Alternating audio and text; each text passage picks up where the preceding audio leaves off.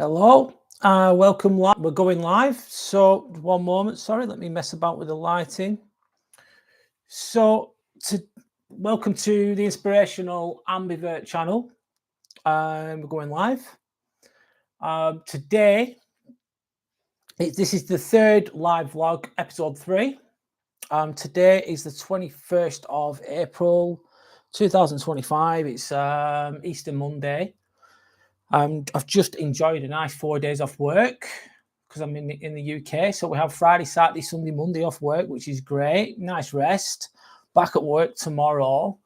But I just thought I'd do a live vlog. What we're going to talk about today. So let's get into it. I'm going to talk about the disturbing. I've just created a video. It's about the disturbing meaning of manning up. So I'm going to discuss that in a bit more detail in a live fashion, let's say, off the top of my head. And then I'm going to talk about, the consequences of that. And then I'm going to talk about why manning up can be good sometimes, because it's not all bad. I don't think it can be all bad anyway, but that's just my perspective. Then I'm going to move on to reflecting about my time as a YouTuber so far, the ups and the downs and the challenges and etc. Then I'm going to completely change changing topics throughout this, to be honest. But then I'm going to talk about gum disease and my experience with it, because I've had it, and what it can cause and how dangerous it can be and how to overcome that. And then I'm going to link some products that can help you, toothbrush and a WaterPik, which is like a tooth floss machine, whatever you want to call it. They're not sponsored. These aren't sponsored, by the way. It's just me giving my perspective on them. That's all. And then I'm going to finish off with a reflection and any questions, or I'll do a Q&A session basically through in between or at the end or whatever, depending on how many people contribute. Let's see anyway. So one moment, let's have a sip of water. So if anyone doesn't know me, my name is Brad. This is the Inspirational Ambivert channel. I've been doing this since December last year. So I've been doing it about 4 months, just over 4 months-ish. Maybe just less than 3 months. Anyway, and I just go through different things that can try and help people from my own perspective. I'm not a doctor or a psychologist or anything like that. So if you do need medical advice or professional advice, I'll try and help you the best I can. But if you've got serious issues, then go to a doctor, for example, or go to a psychologist, a trained, professional, experienced psychologist, because I'm not any of those things. And please bear in mind, one moment, let me move that out of the way a little bit. I don't have all the answers for everything either. I only have my own perspective, and I'm sure I miss things out, and there's other perspectives as well, but I am open to those things. So just comment if you think that if you agree with me, happy days, that's fine. If you don't agree with me, leave a comment and elaborate on that, explain it, and we'll discuss it, because I can only give you what's on top of my head, inside my head right now, and I will fail to miss. I'm going to miss things, obviously. That's normal. But that's that anyway. So moving on. So I'm going to talk about why have I done the video about manning up. There's a few reasons why I've done it, but the main one was I was thinking the other day, I've got I've known 4 in a small demographic, in a small area, from the people that I know. They're all in the 30s, and they've all committed suicide. I've known 4 people. One of them, there was a work colleague. 2 of them were like acquaintances, and one of them was a close friend. But they all had something in common. They're all in the 30s. They're all men, and they all committed suicide within the span of a few years. It was as well. And then I thought, obviously there's going to be individualized reasons why they did those things. But I think some of it's linked to the whole man up theory. And I'm going to explain why the best I can. So I'm going to start with, so manning up. Manning up, what they say, what do they say? They say man up. You need to man up. Just get on with it. Don't cry. Don't complain. Stiff upper lip, that kind of thing. Get on with it. You're a man. Don't be a girl. Get on with it. You can't really show emotion. Maybe you can show anger, which is an emotion, obviously. That's probably accepted for men, but anything else, you're going to be shunned by a lot of society, by your parents, by your partner, by colleagues. So a lot of men, they bottle things up. And the problem with it, sometimes short term, that can be okay because you're just dealing with it, aren't you? You're just pushing it down, pushing it away, but you're not getting rid of that. Those feelings are going to bottle up. They're going to be stored inside you. They're going to rot you from within. They're going to stay there. They're not dealt with.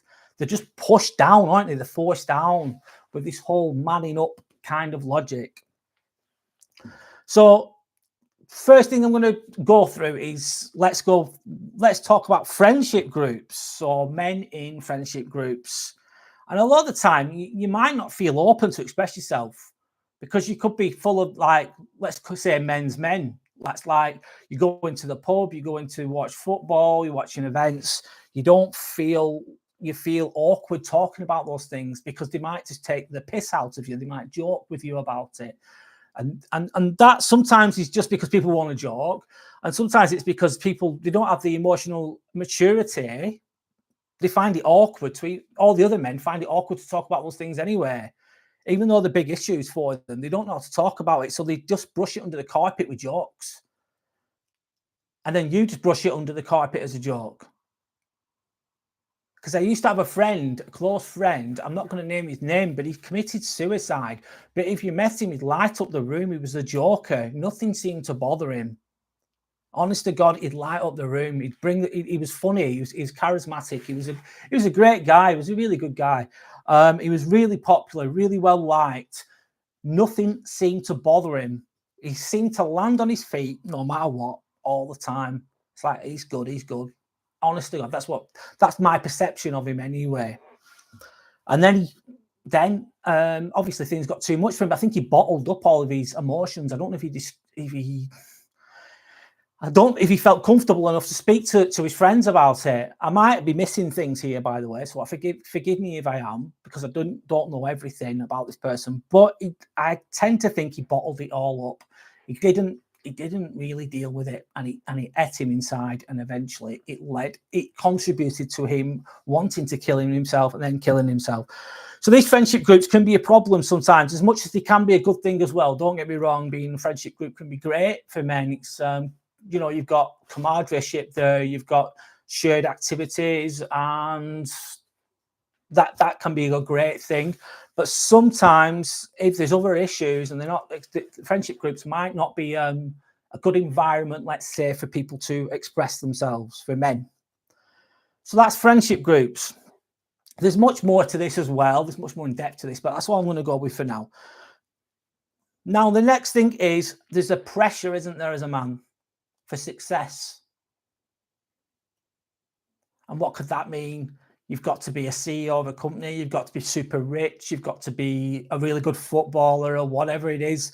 And most of us, we're just normal guys. They're not going to be super, super successful. But obviously success is it's subjective, isn't it? Just being a good person could be successful, in my opinion. Definitely being a decent person that's not an asshole is a success, because some people are awful, as you can imagine. But there's the pressure of success, and like, comparison is the thief of joy, as they say. So I'll say it again: compassion is a thief of joy. So you're looking around at other people. I'll give an example again. It's you're looking at other people, and they've got families, they've got partners, they've got their own house, they've got their own car, and you haven't got those things. They've got the really good job, they're the manager, they're the boss, or whatever they are, and you can't even get a full-time job, and you're just thinking, I'm a loser in comparison. And you're comparing all that. And there's also societal pressures, isn't there, to have loads of money and look really good and etc.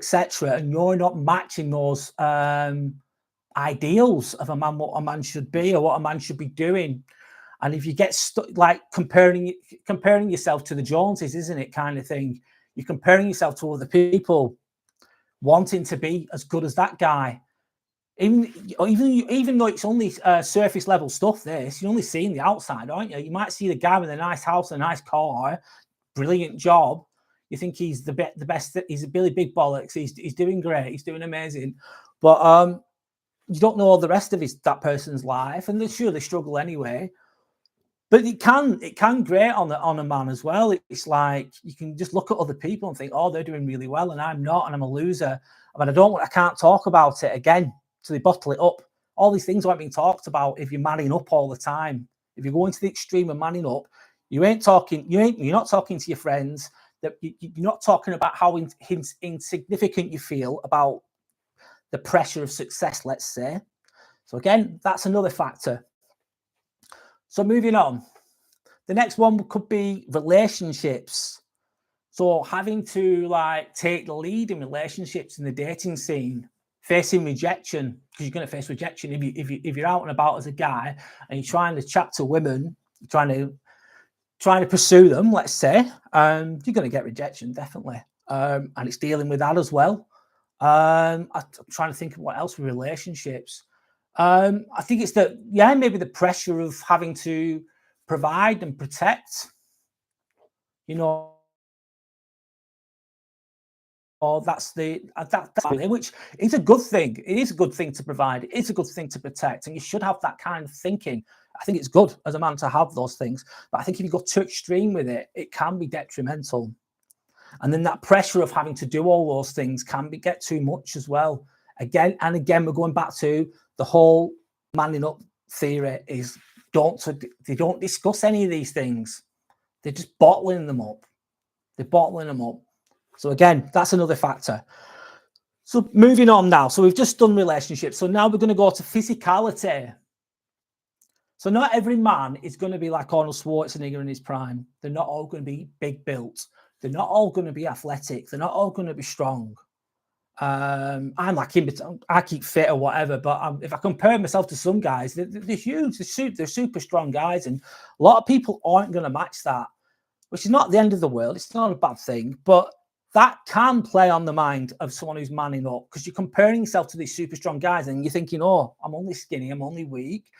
And some guys are more, what are they? They're more artsy types, the more creative types.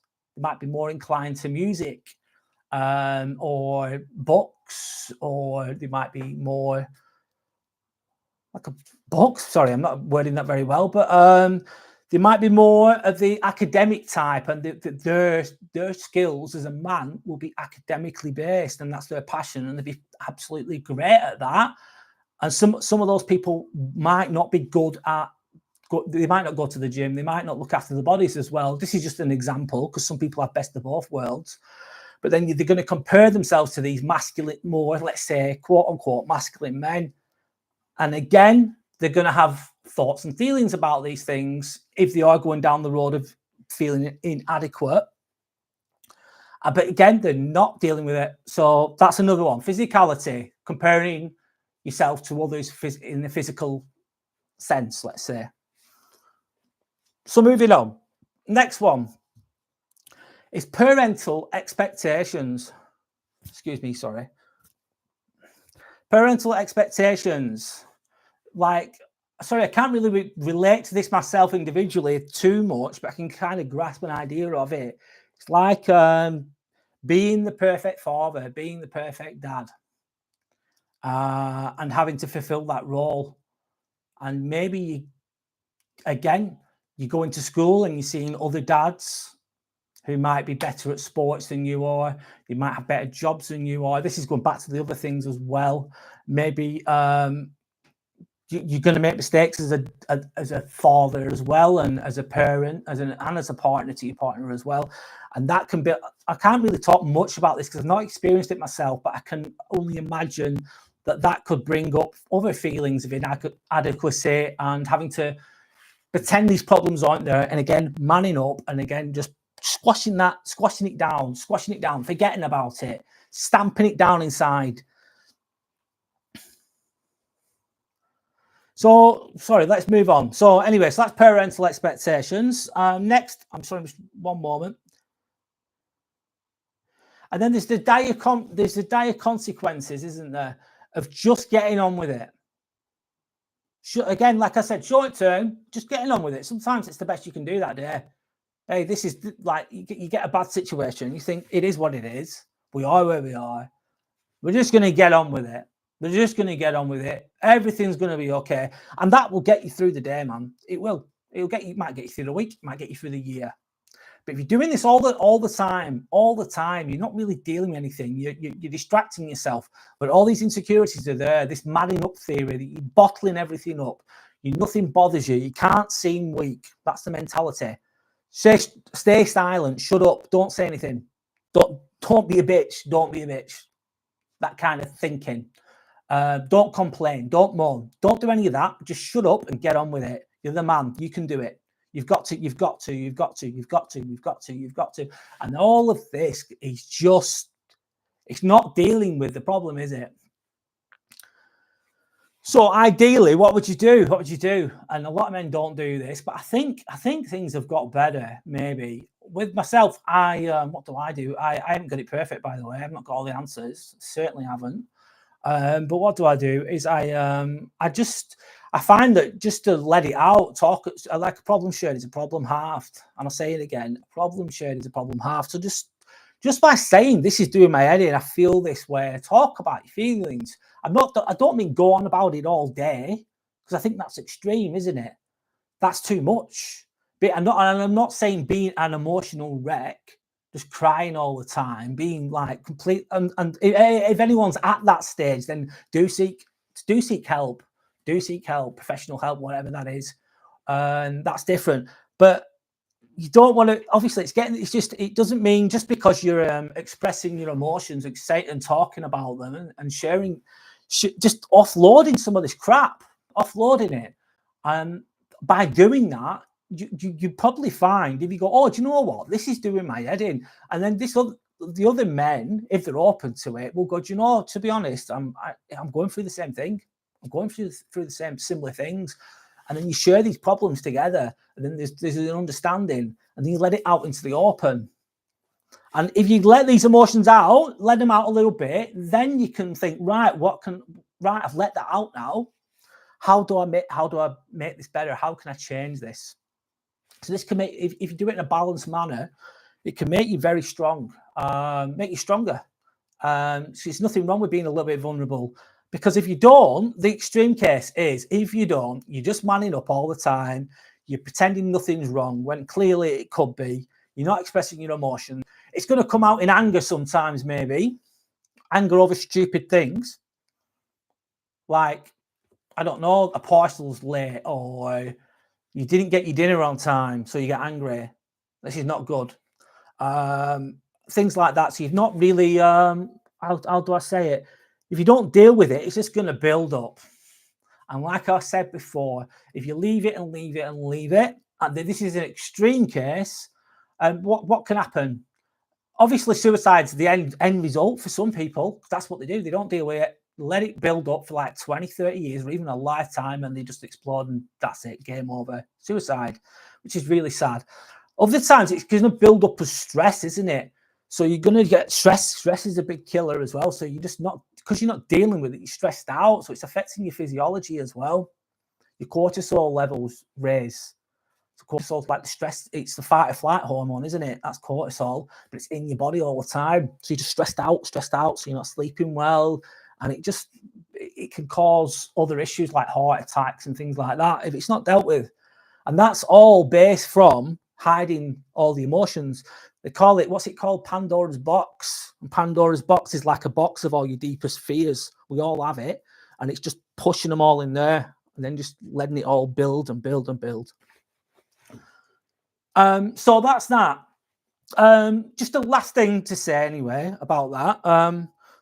I think manning up, the logic sometimes is good with regards to, sometimes you're having a tough day. It's not the best. You've got shit to do. You have to do it. then you think to yourself, I'm going to man up now. I'm going to get the job done. I think that's a good thing sometimes. Definitely a good thing. I didn't mention that in the video because it was too short.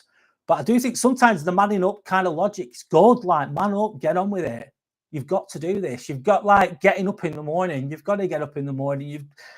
You've got to go to work. You've got to get on with it. And some things you've got to do. And you've got to that's where the manning up thing can be good. But if it's like I said, but if it's taken to an extreme and you're not dealing with all your emotions at all, and you're letting them build up, then it can end up in a bad way. But a little bit of that manning up kind of thing is good, in my opinion. So there you go. If you've got any comments, comment below, whatever. Leave a comment. I've probably not covered it. I've not covered everything there, but that's all I've got to say about that for today. So next, one moment, let me just have a quick drink.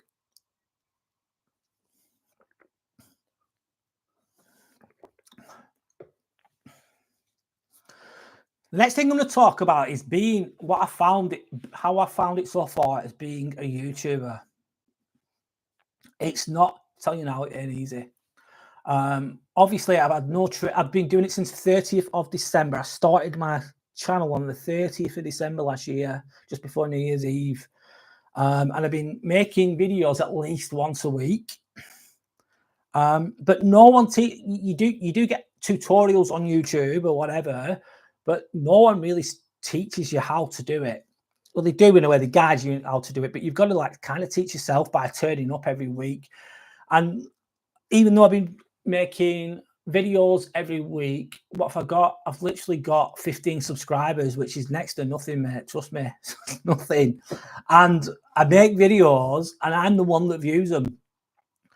It's just me basically doing it. I'm not sad about it. No, I'm really glad I'm doing it. I'm enjoying it. Like the conversations that I'm having now, I'm basically talking to myself in front of a camera. That's what I'm doing. But it's good because I like the creative process of it, and I like the fact that I don't know everything. I like the fact that it's not. It's really. This is treating it kind of like a game and as a business and as a hobby.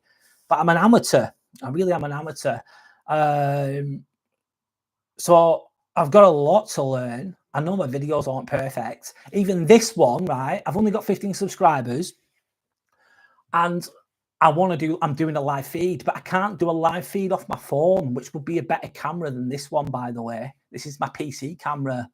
But you've got to have 50 subscribers before you can do live streams off your phone. So that's probably my next target, to get to 50.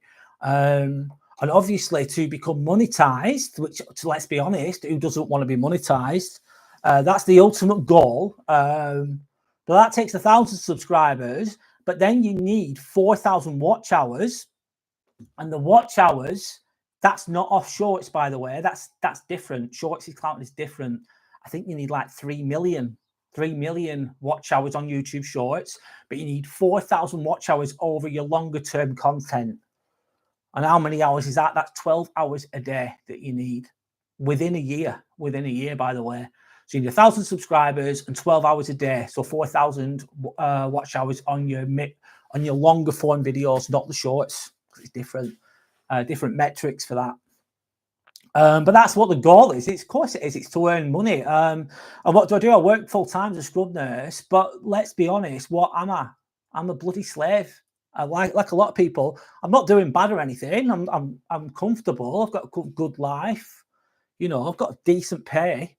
I've got good opportunities within what I do.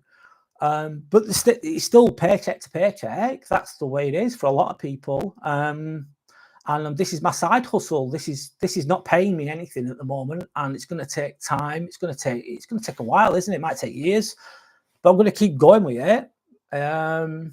But I just find it, and also it's like it's a good thing. It's just it helps me. It reminds me about things as well, because I'm researching things. I'm discussing things. I'm planning the content that I'm making. It's a lot of this stuff is like stuff that we already know. We're just reminding ourselves about it, and hopefully I'll help one or two people at the very least. So it's all good, even though I've only got 15 subscribers. I still feel like that's successful. And thankfully, I'm like a dog with a bone. I will once I set my sight on something, I just keep going, all or nothing. All right, so we've got a question. Do you think you're Sander B? So thank you. Hello, Sander. Do you think you're up for a challenge with YouTube? Yeah, you are up for a challenge. If it was easy, everybody would be doing it. And I used to just watch. Obviously, when you're watching videos, you're thinking, "Oh, I'll just choose a video." You just click on it, don't you? And then you watch it, and then you think, "Oh, look at all these YouTubers. They're earning loads of money, and I'm going to work for loads less." And you're thinking, but you don't. Well, I didn't used to think. I didn't even realize how much work is in these videos. There's so much in them, and a lot of these other. I'm obviously the top YouTubers that get millions of views. They have whole teams with them. They'll have a team of 6, 7, 8 people or whatever it is, and they'll all be experts, professional experts in editing, of lighting, maybe makeup. They're a professional team basically. And what am I? I'm just like I'm a working YouTuber. So what I mean by working is I work full time and then I do this when I get the chance on my own. So you're comparing yourself. It's like your local small like a really small football, like a Sunday league under 5 football team comparing themselves to Barcelona. There's like a big difference. The big difference. But I think small YouTubers can make it, and I do. Going back to that, I do like the challenge. The challenge is real though, and it's just getting that traction, getting those views.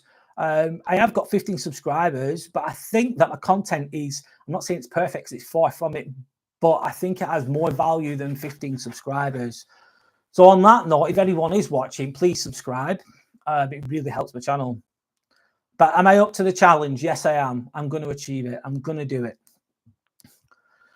So anyway, and that's going to mean building a community, and that's going to mean, and this hopefully helps that.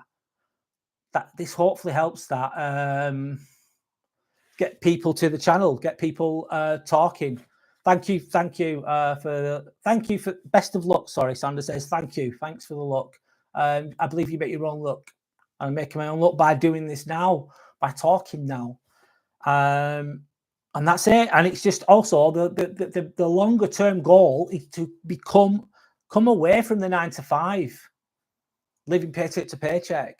It's become monetized. And then once you become monetized, hopefully you start to get into e-commerce, which means selling things online and getting sponsorships and things like that. And why shouldn't I aim for those things? Why shouldn't I aim to do well? Why shouldn't I aim for that plaque at the end, which would be 100,000 subscribers? Yeah, that's the goal. That's the long term. That's a 5-year goal, isn't it? 100,000 subscribers. Maybe that's too big, but why not aim for that? So yeah, I'm going to keep going. And I actually enjoy talking. I enjoy talking in front of the camera. Even though if you did know me, you wouldn't think that I was like that. Most people wouldn't even assume I'd be doing this. No way. So anyway, that's my reflection about being a YouTuber so far. It's trust me, it's not easy. I think some people get luckier than others. But I'm also I don't want to. What I don't want to do is, I don't mind joking and things like that, but I don't want to make bad content, silly. There's nothing wrong with silly, brain dead content, because sometimes that's what you need in life. But I don't want to do that. I'm going to curate content that I find interesting and that I think is going to help people. That's what the inspirational ambivert, and hopefully going to inspire others to do well, to do better for themselves in whatever way. And that's the logic of the channel. So that's my reflections about being a YouTuber so far. So let's see how that goes. I'll probably reflect again in a couple of months to see how that's gone. So as of now, I've got 15 subscribers. Hopefully, let's say by the middle of the year, I'll have 50. I think that's a realistic goal for this up until like the end of July. So that's that. So I'm going to completely change subject now. just going to drink this tea, sorry.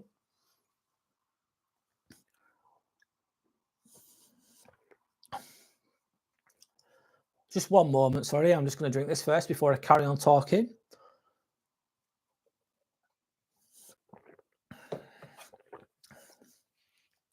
The next thing I'm going to talk about is gum disease. Why am I going to talk about gum disease? One, because it is, I used to have it. And I lived with it for quite a long time. I ignored it like an idiot. And it can be very detrimental to your health. So what is it? It's basically you've got bacteria in your mouth, in your gums. And this can make your gums, your gums become inflamed. But at the time of getting it, you don't realize. It just happens. Honestly, I didn't realize. I was unaware. That was due to lack of knowledge. And it was also due to poor dental hygiene. Basically, crappy old-fashioned toothbrush, not really doing it well enough, quick bum, bum, bum, and done. And that is the stereotypical, the English are known for having bad teeth. And that is a very true assessment of the English. And guess who's English? I'm English, obviously, and I was one of those people. I'm just going to turn that down a little bit. Oh, that's so much better. Sorry about the light there. God, that's so much better. Actually, no, it's not. Sorry. There you go. Amazing. See, professional lighting effects going on now. In for a real treat. There you go. Anyway, so as I was saying, stereotypical English person, they don't brush their teeth well. It's just probably bad habits, laziness. It was laziness for me, if I'm honest, and just that's what I thought you had to do. I just thought, quick brush, done. Binging, if you think about it. But anyway, so let's talk about what gum disease is. It's an infection of your gums. They do become inflamed, meaning that the gums themselves become like, let's say, meatier, bigger. They become red, swollen, and they can become tender, sore. But mine never got sore. They were just they were just like swollen, but I didn't know. And then what can be a sign you've got it? You brush your teeth, and your gums are bleeding. But please don't confuse this with sometimes your teeth, your gums will bleed sometimes naturally, but it's if they're constantly doing it. Because every now and again you might get an ulcer or whatever, and it bleeds a bit and it's a bit sore, but it goes away after a few days. It's not that. I'm not on about that.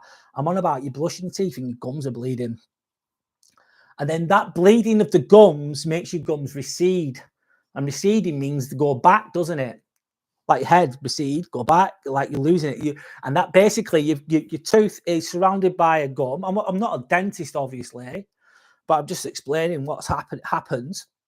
And your tooth is surrounded by the gum, and it's just going back. It's losing. It holds the tooth in place, doesn't it? And then it's receding, so it's going away, kind of thing. And that can end up with your teeth. Eventually, if you don't do anything about it, you're going to lose your teeth.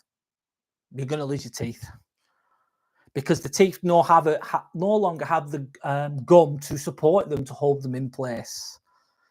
Another thing is as well is I think it's halitosis, and halitosis is a posh way of saying bad breath. And I brush my teeth. Honestly, I brush my teeth, and then my partner should say, your breath stinks. You smell like you got bad breath. I didn't even realize. I thought, oh no. No. It can also cause pain when chewing, but it didn't do that for me as well. So this starts with, it's called the beginning stage of what's it called? Sorry, gum disease. Is it why not pronounce this right? Gingivitis, which basically means that's the beginning, the inflammation.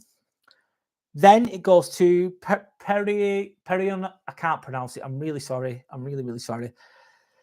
Periodontitis or something. I'm really sorry.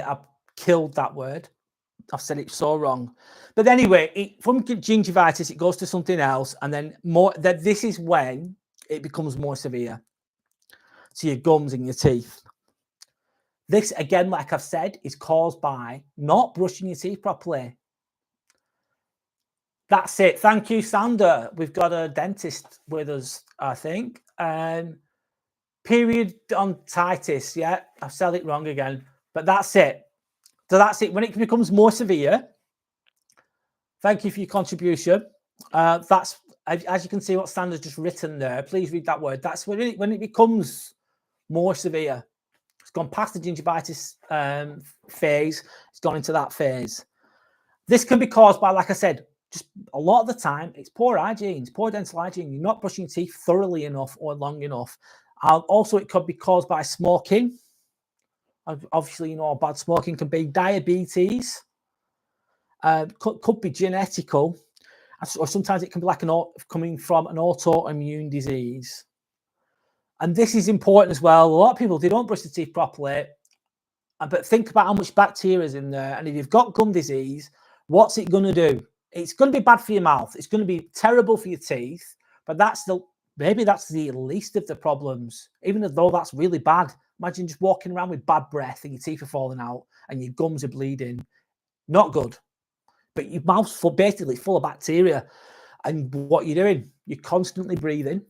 So what you're breathing in, you're breathing in, and also it's linked to your. It's obviously it's all linked together, isn't it? The blood in your system, it's going to cause cardiovascular diseases, which can enter your bloodstream, which I've just mentioned, which can contribute to heart attacks, strokes. Also, like I said, you're breathing this bacteria in all day, every day. So where's all that bacteria going? It's going in your lungs, mate. It's going in your lungs because you're not brushing your teeth properly and you've got gum disease. I was this person, because trust me, I know. I've lived it. I lived it for a good few years. Few too many years, actually. A good 2 years, I think. 2, maybe 3 years of complete... I was a complete moron, pretty much. So this can cause respiratory infections. This is also linked to, potentially, dementia and Alzheimer's. Also, good old cancer, which no one wants, especially mouth cancer, oral cancer. Mouth cancer is one of the worst. But it can be linked to gum disease as well, because it's linked to this bacteria if it's left. This can also be linked to, I don't know much about this, kidney disease, rheumatoid arthritis, and complications with pregnancy, because if you've got a child inside you, obviously they're linked to you for obviously. So anyway, so that's why gum disease is terrible. And how did I combat this? I remember going to the dentist. He told me I went to a private place in Croatia because it was during COVID, and he told me I've got gum disease. He said, if you carry on, you're going to lose your teeth. But he wasn't lying. And he said, I do 10% of the work and you do 90% of the work, meaning he's just going to do 10%. He's going to do what he can. He's going to clean up the teeth or whatever he's going to do. But then the main responsibility is the patient, is yourself. But in this case, it was my responsibility, and meaning that I needed to brush my teeth more thoroughly. So this is why I'm probably, yeah, excuse me, drink of water. So this is why I'm moving on now to 2 things that really helped me. One was discipline, which was brushing the fronts and the backs of the teeth thoroughly. I spend about 4 minutes in the morning, 4 minutes at night, so twice a day. And I'm not sponsored by these, by the way, at all, but I bought myself an electric toothbrush. So I'm going to give, I've not done a review for a long time, so I'm going to do a review of the Oral-B IO3 toothbrush. I got this in December for Christmas. It's the 3rd electric toothbrush I've actually owned. The others were like, I think they were the more basic ones, which were Oral-B Pro 3, which were great. They were good. They worked. But but I ended up getting this one instead, like an upgraded one. So these cost in England, they cost between 60 and 70 pounds. And they have a pressure sensor, which a lot of them have. So if you're pushing too hard, you get like a warning on there, like a warning light comes on.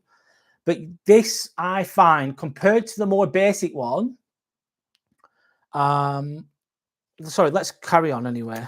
I'll explain it anyway. So basically, if you look at the other Oral-B brush, what they called, sorry, toothbrush heads, whatever, they are different to this one.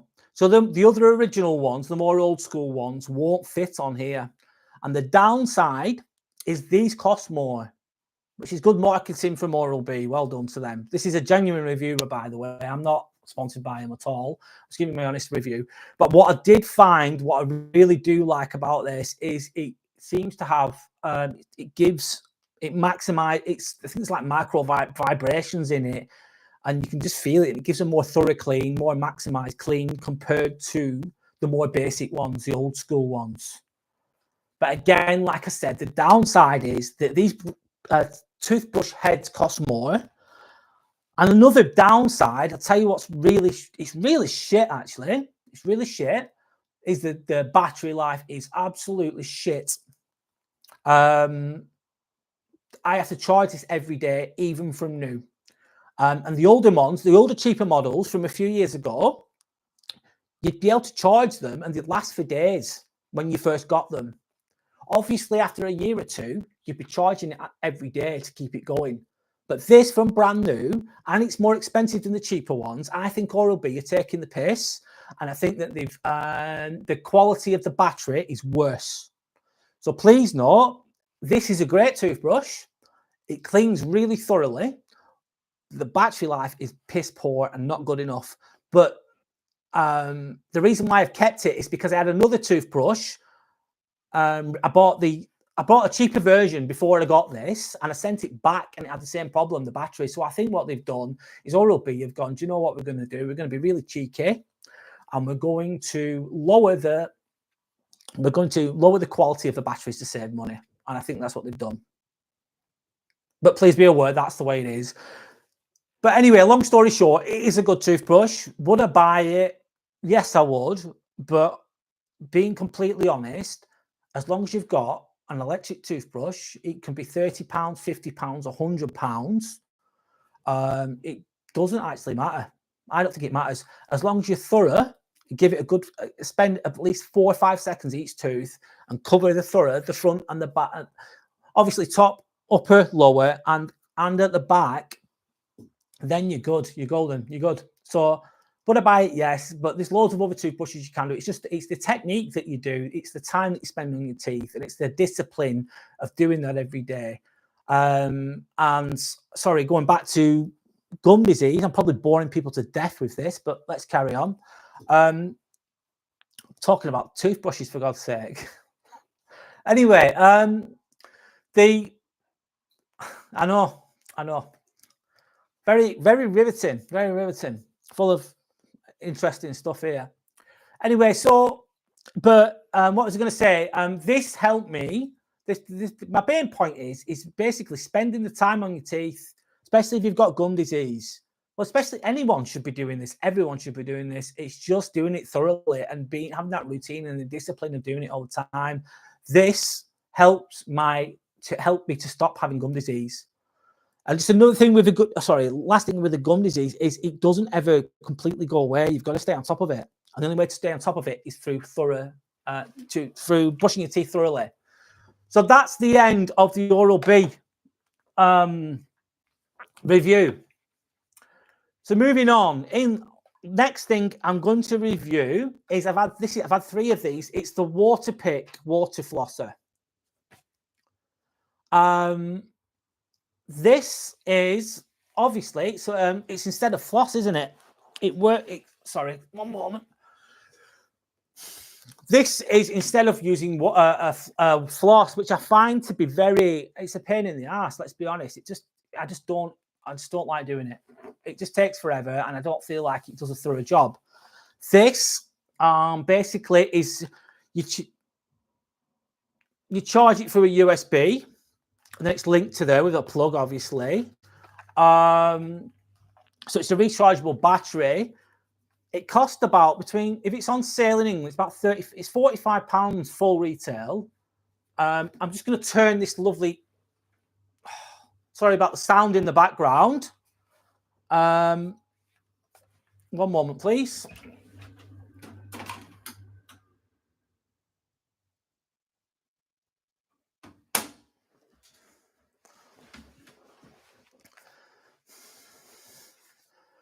So this is, what does it cost? It costs between £35 and £45.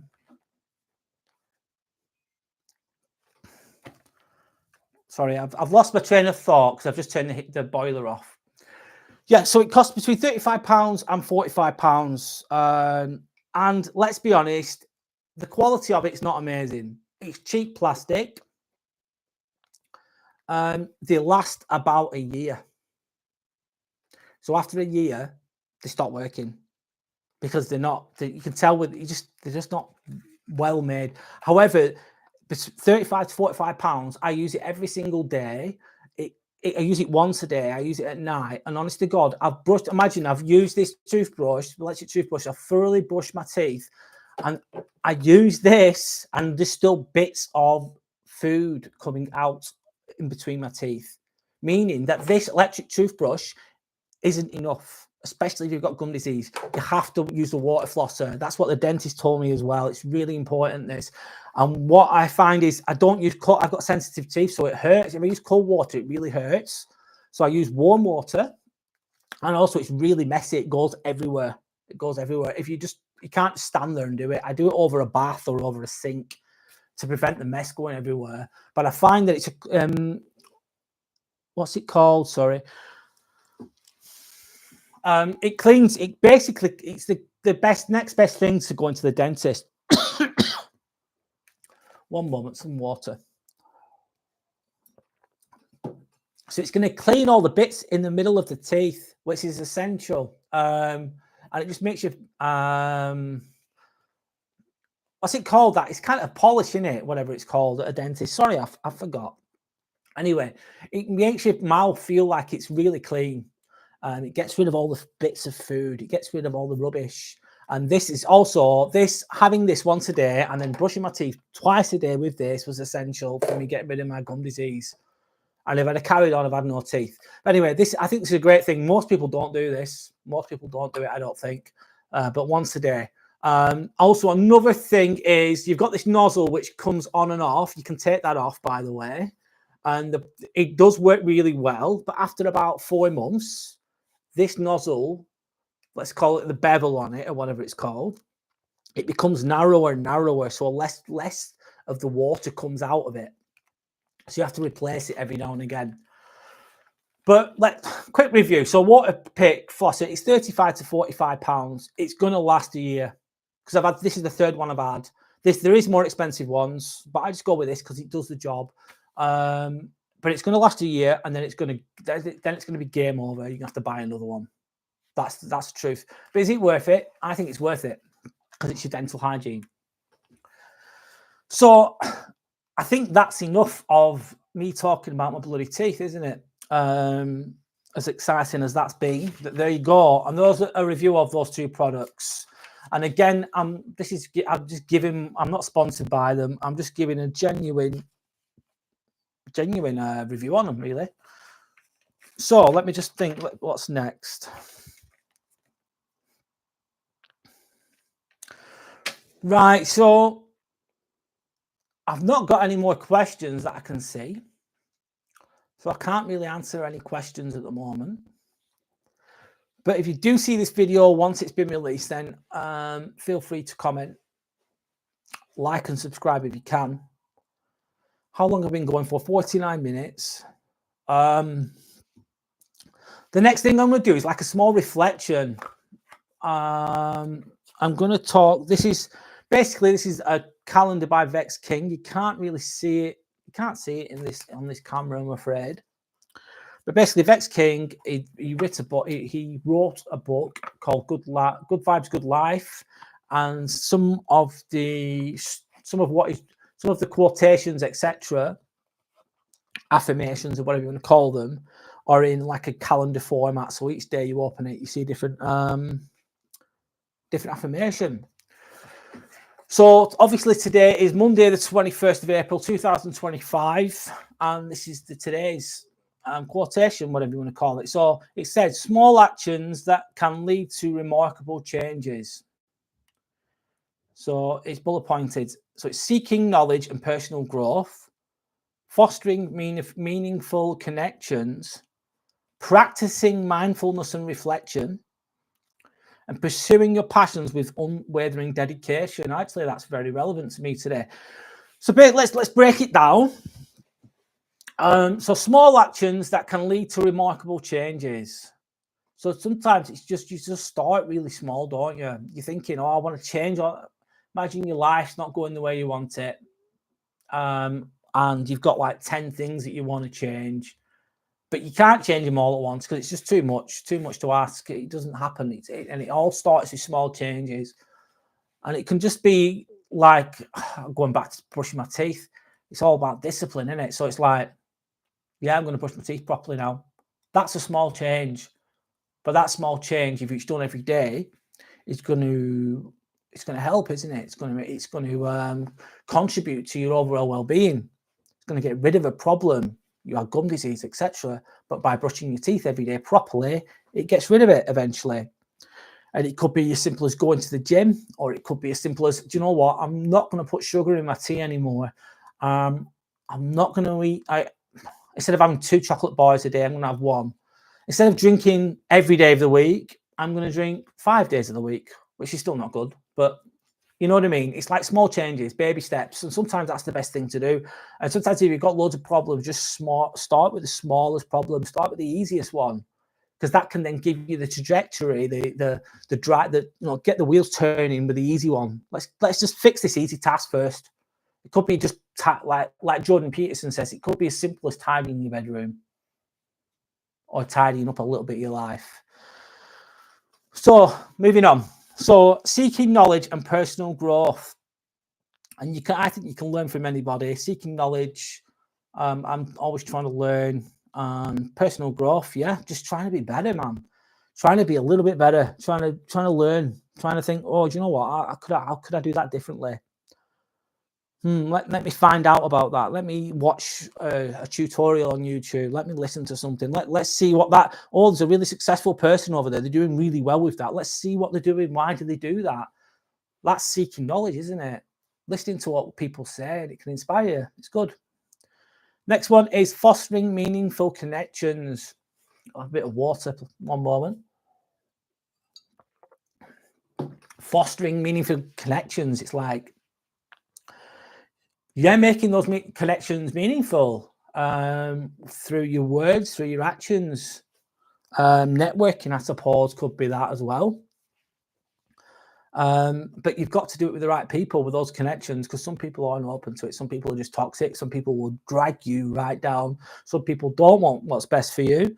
They don't give a fuck about you. And they don't want to see you do well because it makes them feel uncomfortable. So I'm not on about those kind of connections, because you can try and foster connections with someone like that, and it's not going to end well, is it? It's not going to end well. It's not going to go well because they're not open to it. I think fostering meaningful connections, it's got to be with someone who's open to it, someone who's positive. And then it's obviously you're responsible for what you bring to the table as well. You've got to, you kind of know when people are open to certain things.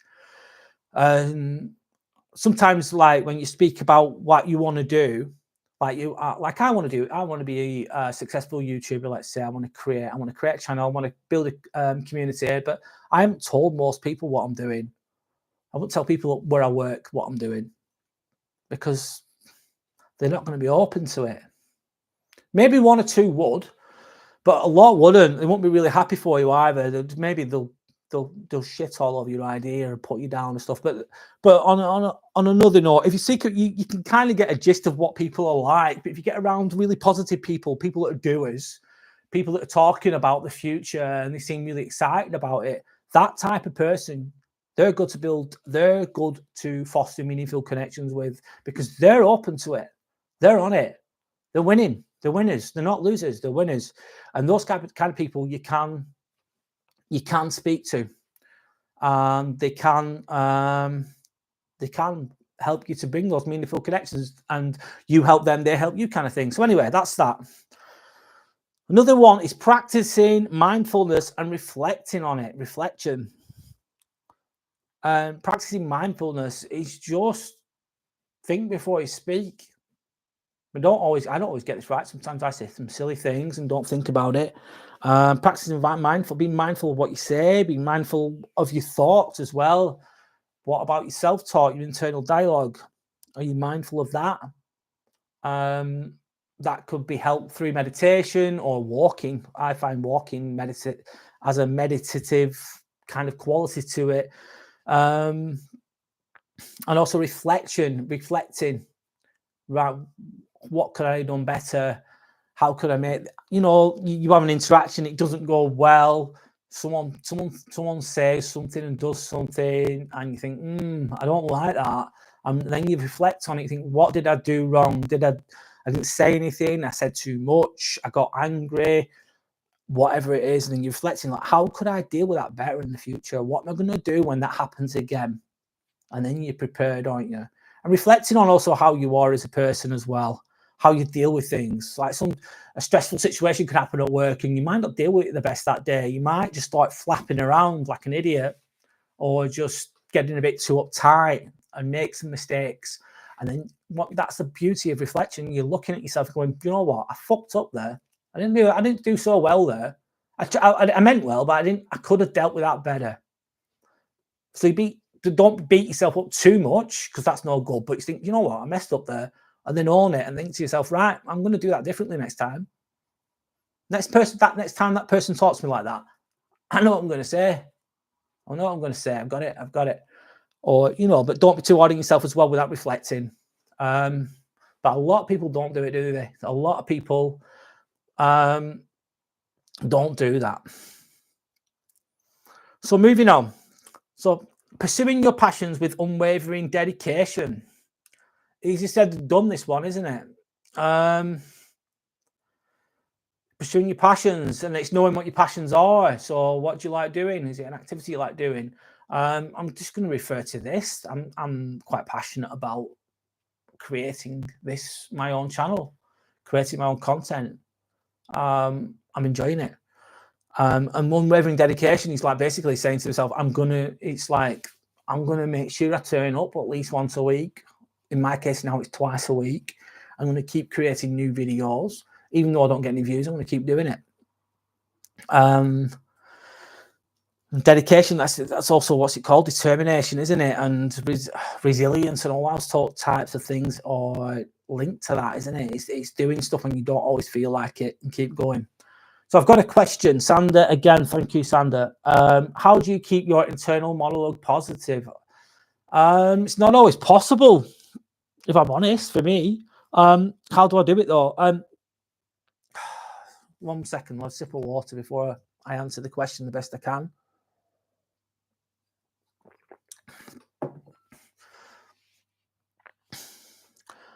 Sometimes it's going to go on, from everyone's different. Sometimes mine's going to go negative. Sometimes it's going to be negative sometimes. But then I'm just aware of my thoughts. Sometimes your thoughts run away with you, don't they? You're not aware of them. A lot of society are also like this. They're just not aware of the thoughts whatsoever. The thoughts just go wild and they don't even think about it. It just happens. It's just constant internal dialogue, yada, yada, yada. And they're just stuck in it. They're not aware of their internal dialogue. But we do, obviously, once you become aware of your internal dialogue, then once you become aware of it, but you've got to have awareness to even get to that point, even to understand that. A lot of people aren't at that stage, but a lot of people are as well, I like to think, but I think a lot of people are asleep. So once you're aware of your internal monologue inside, you think, what am I thinking that for? And then you catch yourself, you think, what am I saying? You might be beating yourself up. And you might be right to beat yourself up a little bit. You might have messed up. You might have fucked up. And it's okay. Yeah. And then it's being aware of it going, right, okay. I'm aware of that, and I know that's not the best, is it, for me? And then it's just like, and then I think like an appreciation, like acceptance, isn't it? So you accept the situation, you accept your thoughts, you dissect your thoughts, you start to think, you have a bit of time out somewhere. Because obviously, if it's an emotionally charged moment, if it's emotionally charged and you're really angry or something, that's even more difficult to do, isn't it? But I think if it's like that, it's hard to come away from. So you have to come away from it at least, which is not always easy. And then maybe it's when you go home and you, like I keep saying, problem share is problem half. Talk to someone that you trust about it, or talk to yourself about it if you need to. And then it's analysing what you've said, what your thoughts are, trying to understand them, and then giving yourself a bit of self-care, isn't it? Like through accepting the situation, analysing it, thinking it through. And then just think, I think, and a big one as well is appreciating what you're good at and what you're good at, and be kind to yourself. Give yourself a hug, and I think that helps you become more positive. Or sometimes you might, if you've dealt with if you've dealt with something negative in the past, then that can help you with keeping positive in the future. Go, actually, I've been here before. I've dealt with this shit before. I know what I can do. I know I'm capable of sorting this out, because I've got fucking past record. I've done this. I've done it. So that can help with the monologue as well. What else can help? I think reading like positive affirmations are a little pick me up. They don't solve everything, positive affirmations, but reading something positive can help as well, or watching content that discusses it can help. I don't think I've covered everything there, but that's quick. That's probably a bit of a long answer for you though, but there you go. But thank you for your question. And I don't think I've got anything else to say now. I think I'm coming towards the end. So I think how long have I been going for now? An hour and 1 minute. Okay. But thank you for your time. If you want to see more content like this, check my channel out, Inspirational Ambivert. And that's it, really. Please like, comment, whatever. This is live, obviously, so it's not as polished as the other videos. I'm going to keep, I think I'll be here next Friday, if I can, with live content. But that's it, really. So just look after yourselves. Thank you and goodbye.